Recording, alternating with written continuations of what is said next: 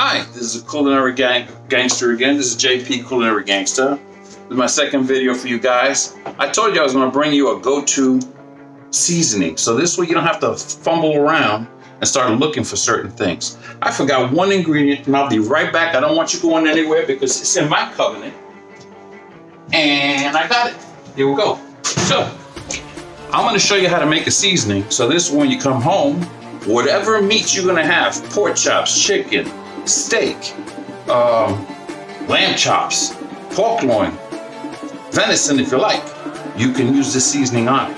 And if you want to really concentrate it, you can use it like a rub too.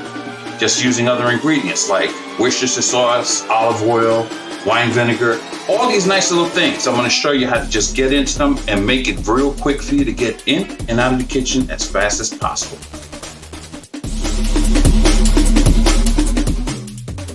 Hey guys, I'm just going to show you the ingredients I'm using. I am using a garlic powder, more than likely granulated garlic. I'm not sure if you can see it, but normally I use about 4.5 tablespoons of this. I'm going to put it into a silver cup. So this way, before we mix it, see, that's 1, 2, 3, 4, and I'm going to put 5. Okay, that's 5 tablespoons of granulated garlic powder. Okay, the next one we're going to be using, if I can get this thing to close the right way, is going to be granulated onion powder. Always know that those are your 2 basic ingredients right there that you're always going to use. I'm going to use the same equal amount, 5 heaping tablespoons of granulated onion powder. And the reason why I'm separating them because it makes it easier for me to throw them into a container that was used before. And I'm going to use that as my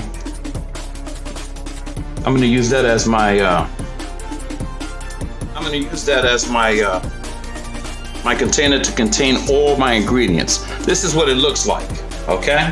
It's an empty container, it's been used before.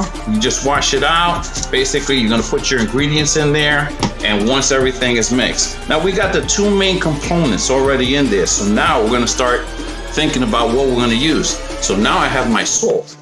Now this can vary from the way you like things to be salty. So I'm just using some pink Himalayan salt. Everybody says it's supposed to be good. I've used it before, so I'm going to use 1, 2, 3. And that's going to be in measurements of my mixture that I'm putting in here. The next one I'm going to use, then I'm going to put this. This is black pepper. So I got 3 salts, and I'm just going to put 2 heaping tablespoons of black pepper in the same thing as the salt. So this way we have it and they'll mix. Now also understand that when you mix these things together, they don't have the same weight, so it takes a little while for them to mix while you're shaking them up. So my next is going to be the Italian seasoning. Okay, now this you can be pretty liberal, and I'm just going to put 2 for right now. 1,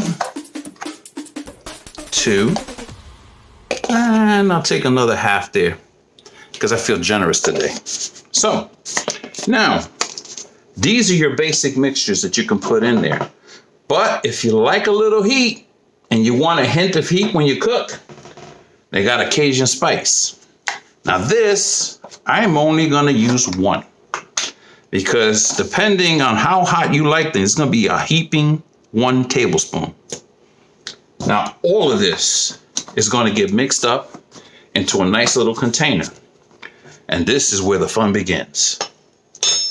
I have the container here. I peel off the top. That's my shaker. And I want to make sure there's nothing in there. And I have to find a cheat. So just give me 1 moment and I'll be right back.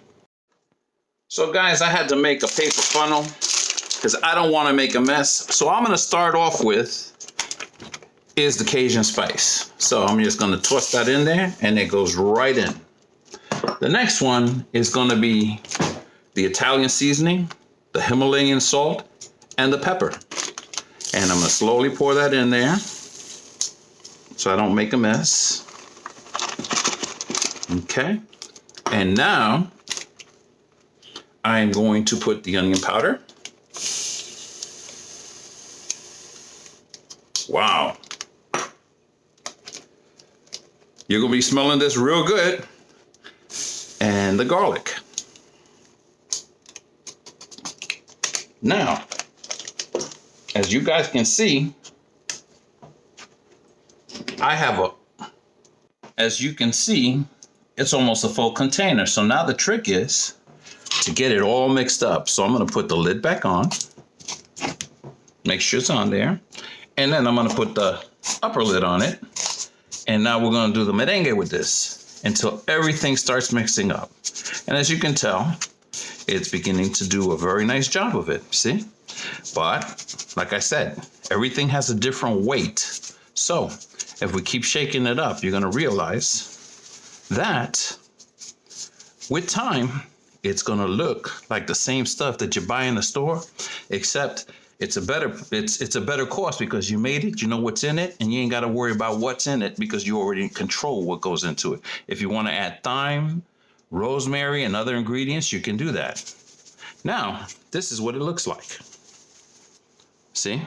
Very well mixed. You have your little dark moments, but the thing is, as you shake it, when you start to use it and start to shake it, it's going to pretty much mix even better. So it's just a matter of me just shaking it up. And as I shake it up, you're going to see it starts changing color. It has a nice dark tone to it.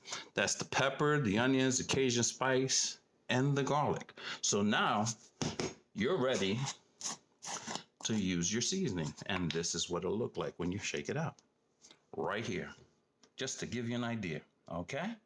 With that being said, this is the JP Culinary Gangsta, and I will be talking at you again.